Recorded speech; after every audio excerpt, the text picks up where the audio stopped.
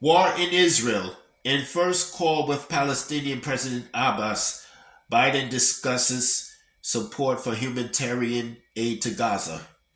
President Joe Biden on Saturday spoke with Palestinian President Mahmoud Abbas and Israeli Prime Minister Benjamin Netanyahu, urging the leaders to allow humanitarian to the region and affirm his support for efforts to protect civilians.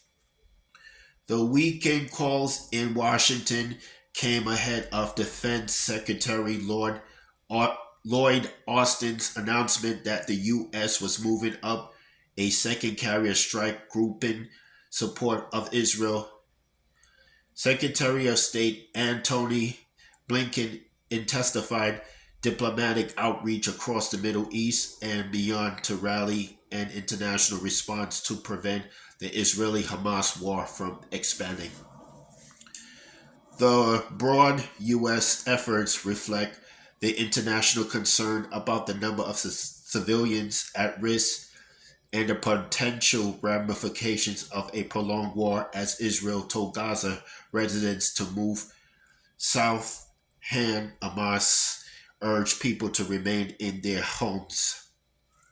The Biden administration has not publicly urged Israel to restrain its response after the Hamas attack a week ago, but has emphasized the country's commitment to following the rules of war.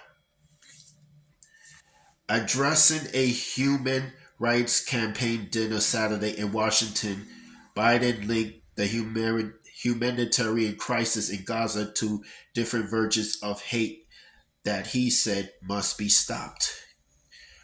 A week ago, we saw hate manifest another way in the worst massacre of the Jewish people since the Holocaust, Biden said, citing the one citing the 1,300 lives lost in Israel, as well as children, grandchildren, grandparents alike kidnapped, held hostage by Hamas.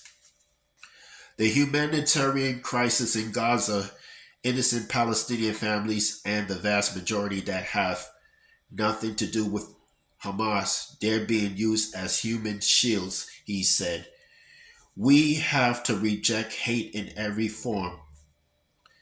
Blinken met with Saudi Arabian Foreign Minister Prince Faisal bin Farhan in Riyadh before stopping in the United Arab Emirates as he sought ways to help civilians trapped in between the fighting and to address the growing humanitarian crisis.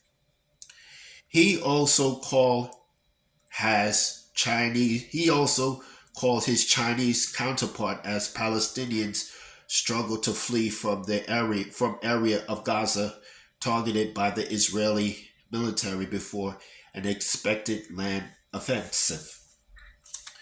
Austin as well on Saturday spoke with Israeli Minister of Defense Yoav Gallant, stressing the importance of safeguarding civilians.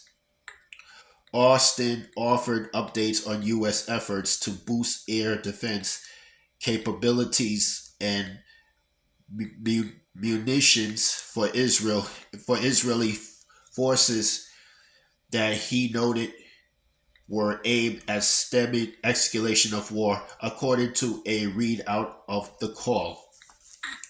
Austin said the Biden administration was sending the additional carrier strike group to the eastern Mediterranean, the as Eisenhower as the Eisenhower will join the USS Gerald R. Ford carrier strike group, which is already sailing near Israel to bolster U.S. presence there with a host of destroyers, fighter aircraft, and cruisers. In a statement announcing the deployment, Austin said sending the second carrier was part of our effort to deter hostile actions against Israel or any efforts towards widening this war following Hamas's attack on Israel. While Biden has spoken to Netanyahu multiple times since the Hamas attack, Saturday's call was his first to Abbas, who runs the Palestinian Authority, which controls the West Bank. According to a readout of the call, Abbas briefed the president of efforts to bring aid to Palestinian people, particularly in Gaza.